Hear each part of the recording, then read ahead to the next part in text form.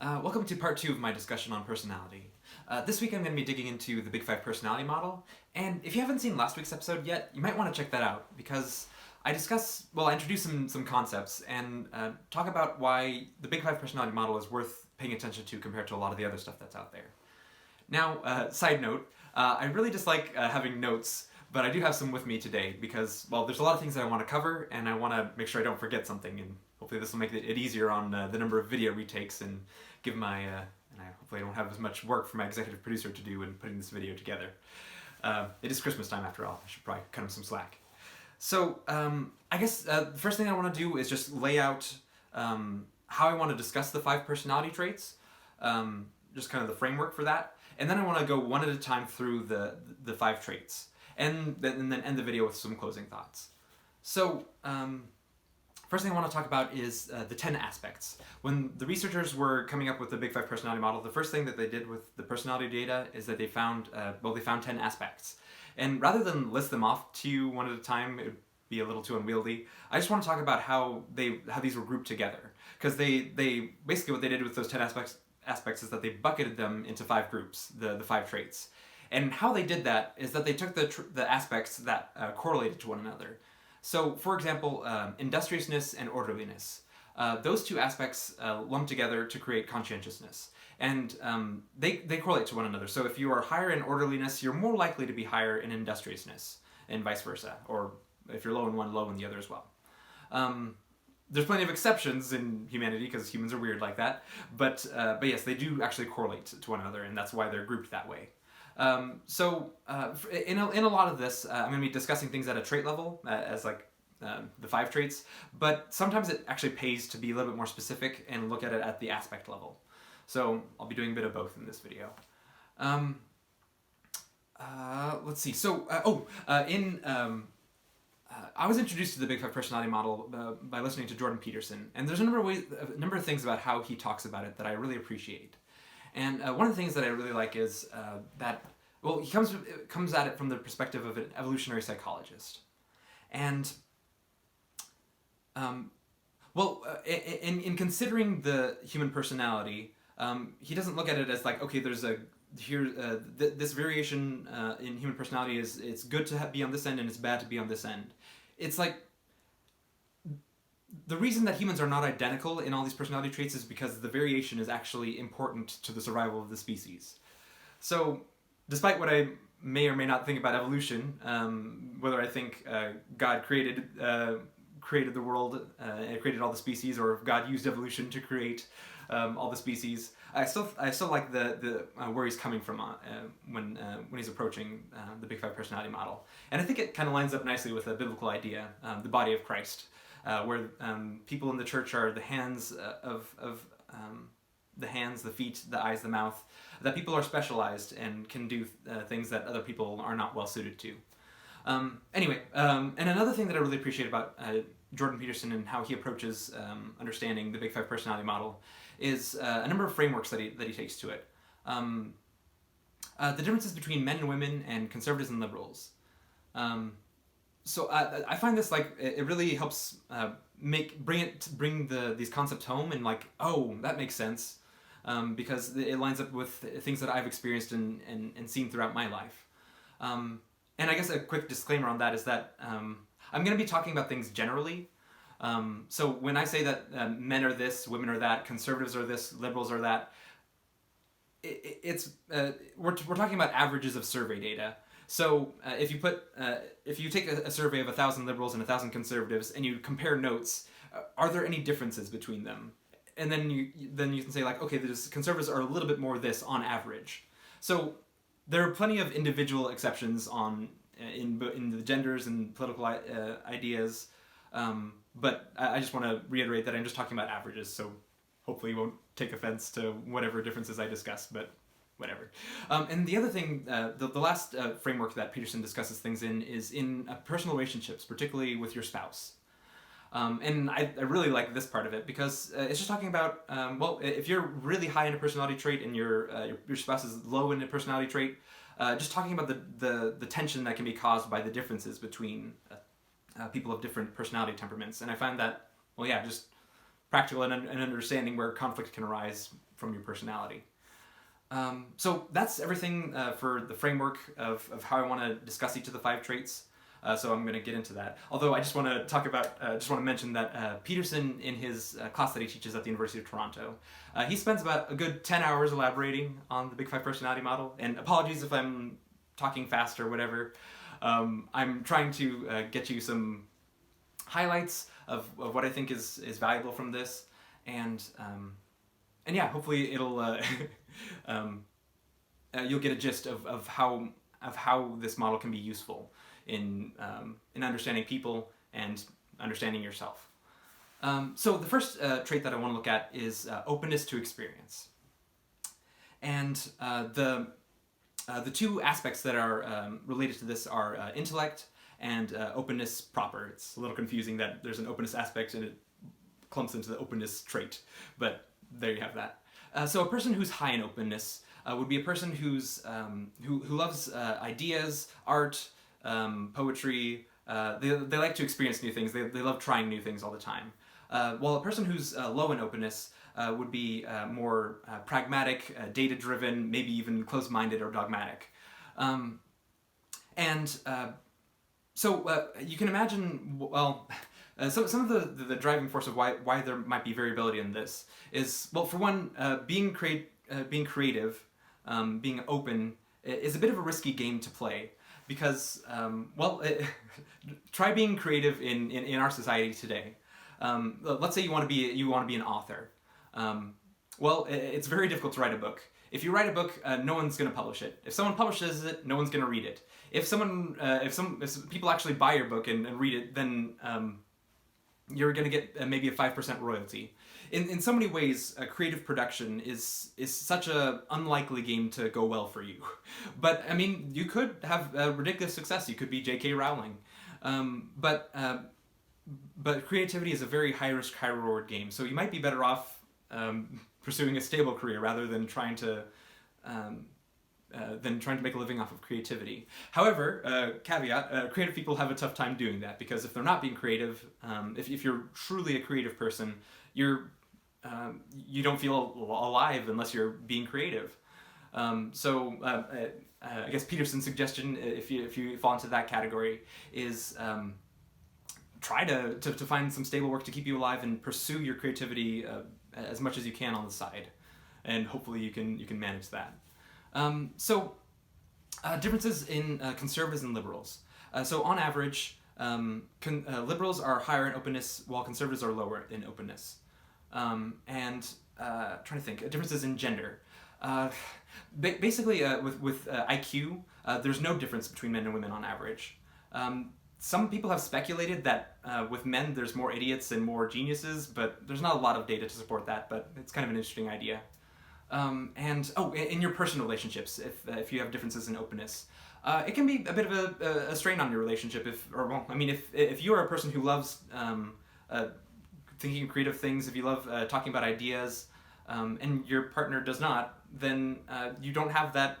Well, that's something that's a big part of your life to share with that person. So it's hard to have a relationship with people with wildly different levels of openness. The next trait that I want to discuss is conscientiousness, and the related aspects, industriousness and orderliness.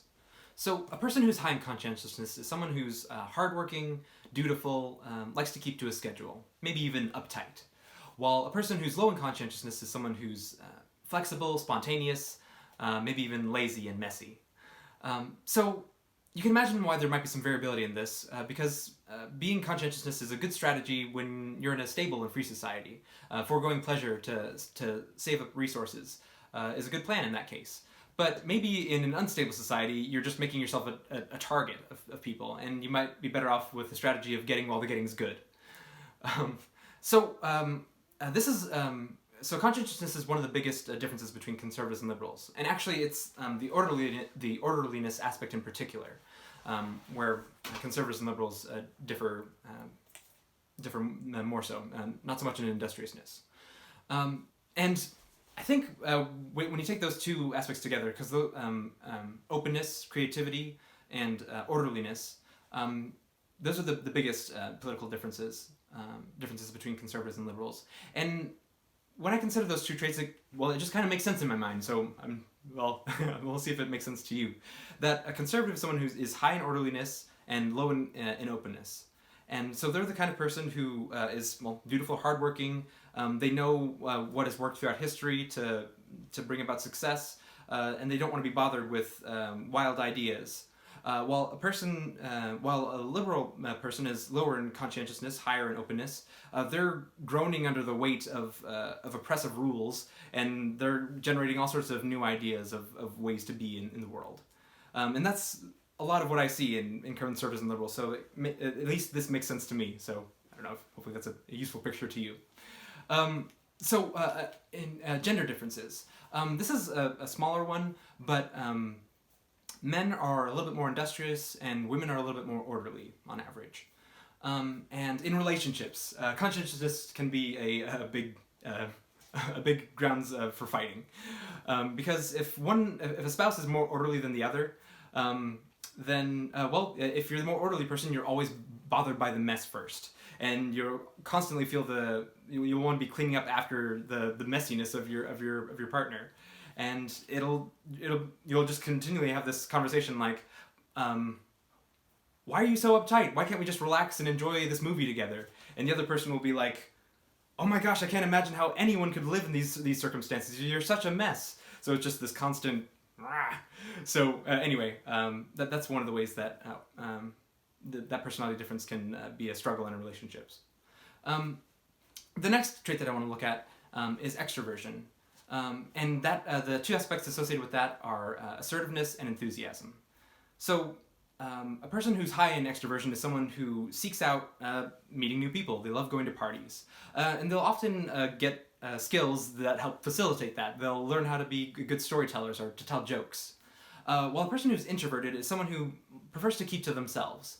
And they might, they're often more interested in things like fantasy, like Dungeons and Dragons and anime. So that was kind of a funny thing. So you can imagine how both of those strategies could be valuable to people. To go out and meet new people and to stick to yourself. So there's not a lot of studies that show differences, or at least I didn't hear anything about differences between conservatives and liberals and men and women on extroversion and introversion in particular. But it can definitely be quite a sore spot in relationships. A person who's really extroverted and a person who's really introverted, you're always going to be fighting over how much social interaction you should subject yourselves to. The introvert is going to be like, let me stay home, while the extrovert they wither. They can't abide just spending all this time alone.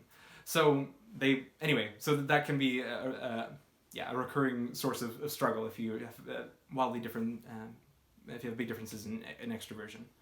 The next trait that I want to look at is agreeableness. And the two aspects related to that are compassion and politeness. So a person who's high in agreeableness is someone who's cooperative, likes people, while a person who's low in agreeableness is someone who's competitive, rude, and this is also another case where both the spectrum is important to humanity. We need people who are agreeable and cooperative to raise families, to work together as communities, to actually work together as a society.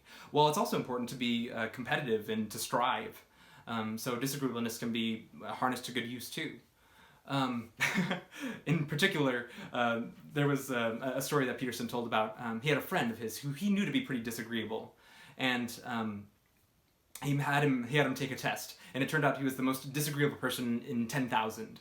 And the thing that he did for a living is he went into companies and helped identify the people who were useless and fired them. And he enjoyed it. He enjoyed getting rid of the dead weight, so then the people who were actually doing their job could not.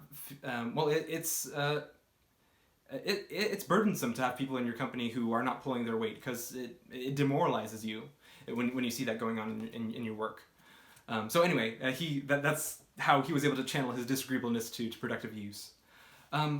So this is agreeableness is. I'm trying to think. I guess with conservatives and liberals, conservatives are more polite, while liberals are more compassionate. And well, with men and women, this is interesting. So women are more agreeable than men on average, and how big of a difference that is turns out to be something like if you were to take a random man out of the population and a random woman out of the population, and if you guess that the man would be more agreeable than the woman, you'd be right 40% of the time. So it's not a walloping difference, but it's pretty stable. It's still a noticeable difference. But what's particularly noteworthy is the extremes. That the people who are the absolute most agreeable in society and the people who are the most disagreeable in society tend to be like almost exclusively men and women.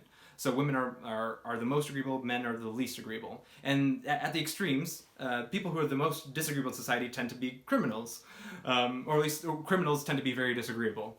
So that's why most criminals are men. But again, I mentioned how disagreeableness can be harnessed to good use if socialized properly. While women can sometimes actually have a problem with how agreeable they are. And again, this can happen to men too. But so Peterson is a clinical psychologist, and he talks about the most common things that he sees as a clinical psychologist is treatment for depression, anxiety, and the third most common is assertiveness training, where basically he's dealing with people who are so agreeable that they're almost not there. Like they have a tough time advocating for themselves. They have a tough time negotiating for higher pay. They have a tough time negotiating with their spouse. So some people need assertiveness training to help stand up for themselves. And so the way that this can play out in relationships is when someone is really agreeable and the other person is more disagreeable, you can it can be a sore spot where a person who is disagreeable seems very harsh, while a person the agreeable person seems to your spouse as like, well, why can't you ever make up your mind? Why do I always have to make all the decisions? You're always so wishy-washy. Why won't you ever tell me what you think? So that can be another sore spot in relationships. The last trait that I want to discuss is neuroticism, and the aspects associated with it are volatility and withdrawal. So a person who's high in neuroticism is someone who's more threat sensitive, and pound for pound will feel more negative emotion when faced with some anomalous situation. So if they hear a strange noise at night, or they feel a weird pain in their side, they're more likely to react with negative emotion. And while a person who's low in neuroticism is more likely to just shrug that kind of thing off and say, it's probably nothing. And I guess it's easy to see why there would be a spectrum of neuroticism in humanity, because to be overly high in neuroticism, it's really difficult on you to be that alert and cognizant of every possible threat. But to be too low in neuroticism, well, you could end up dying from some easily avoidable threat if you just had paid attention. Let's see. So there's not any big differences between conservatives and liberals. However, there are studies that show that there are differences between men and women. Lord have mercy on my soul. Why did I pick this topic? When I think about the differences between men and women in neuroticism, kind of a funny example that comes to mind is Pride and Prejudice, Mr. and Mrs. Bennet. And Mrs. Bennet is the stereotypical over-worrying mom who just worries about every little detail, and she's just constantly fretting. And you can see how it's problematic for her, how it's causing her more stress than she should have to bear. But then there's also Mr. Bennet, who's actually doesn't seem to care about anything. Everything's fine. It'll all work out, I'm sure. And actually, through the course of the story, you find out that if he had been maybe a little bit more concerned and more attentive, their youngest daughter might not have gotten in as much trouble as she did. And so you can see that overworrying can be problematic, but you can also see that not worrying enough can also be problematic, and I find that kind of a good example. And it turns out that the stereotypes are reflected actually in biology. Another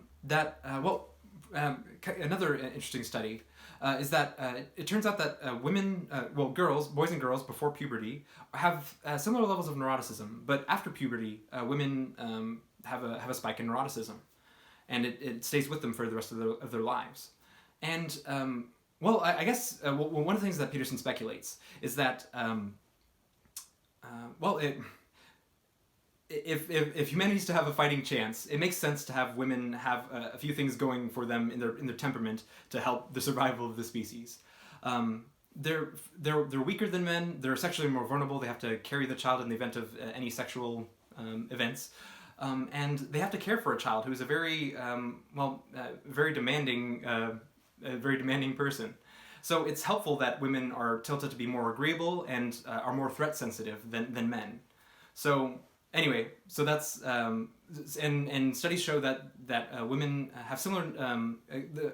I discussed how if you took a random man and woman out of the population, if you picked the woman, you'd be if you guessed that a woman was more higher in neuroticism than a man, you'd be correct 60% of the time. So again, it's not like a walloping difference, but it is a difference that you can measure pretty stably across cultures. So those are all the traits in the Big Five personality model, and so a few things that I wanted to close on. Well, first off, just that how I think that this model has made a difference in my understanding and what I think about life. And one of the things is that I feel it makes me more compassionate towards people who are different from me.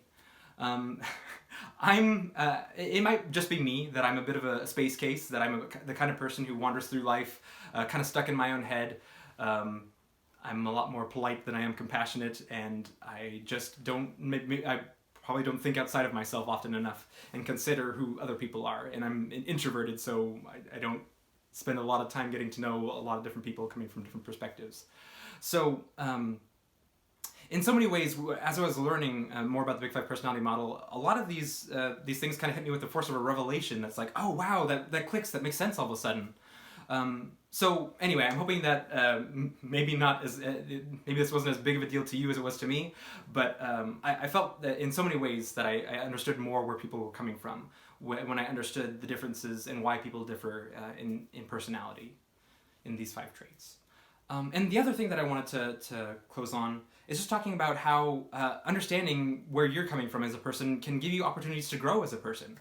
And I'm going to go through all 5 traits and talk about how you can approach. Well, if you are on one end of a trait, if you're low in a trait, and that's causing issues for you, then maybe you should start practicing things that are stereotypical of a person who's high in that trait, and vice versa. So I'm going to go through all 5 of them and try to give an example of how that might look. So if you're high in openness, well, we already kind of came up with an example of that. You're so out there with your thinking, maybe you need to do something that's a little bit more stable, like hold a steady job to support yourself and get your way through life while you're still engaging in your creativity on the side.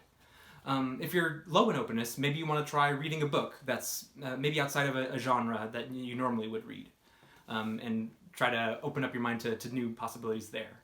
If you're high in conscientiousness, maybe you should get a puppy because well, they're quite messy, and you have to learn to let go and let things be a little bit more messy when you have a dog. If you're too low in conscientiousness, you're too disorganized all over the place, maybe you should start practicing using a Google Calendar to help structure your life a little bit more and get things a little bit more under control. If you're high in extraversion, maybe you should start practicing spending more time alone and pursuing some projects that you can do by yourself. Maybe you'll find some other things that you can be passionate about other than just searching for time with other people. If you're really introverted, well, maybe start picking up some of those skills that those extroverts have mastered. Learn how to introduce yourself, how to shake someone's hand, how to look someone in the eye, how to tell a story, maybe even tell a joke.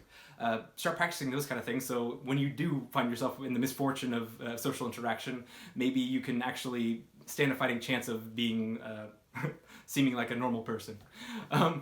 If you're really high in agreeableness,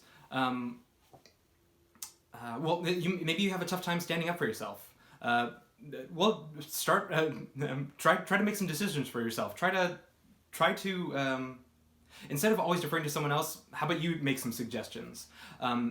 Be more aggressive in your negotiations for a raise. Go out of your way to try to ask for a raise, even though it's outside of your comfort zone. If you're too disagreeable, practice doing something nice for someone, because it's definitely not something that's your natural tilt. But maybe you'll find something more about yourself when you do kind things for someone else. If you're really high in neuroticism, try practicing being braver. There's more to you than you might imagine. And the problems in your life are not insurmountable. Maybe you just need to come up with strategies to deal with things, and understand that there's more to you than your anxieties might tell you otherwise. And if you're too low in neuroticism, if you have that that misfortune, maybe you just need to spend more time being more situationally aware of the things that are going on around you, and being more careful with the way you conduct yourself, because you're harming yourself or people around you by being too reckless and not cognizant enough. So anyway, those are some of the things that I found really helpful in understanding the Big Five personality model, and I hope it was of some use to you. So yeah, I hope you'll like, share, subscribe, and discuss in the comment section down below. And I'll see you next time. Bye.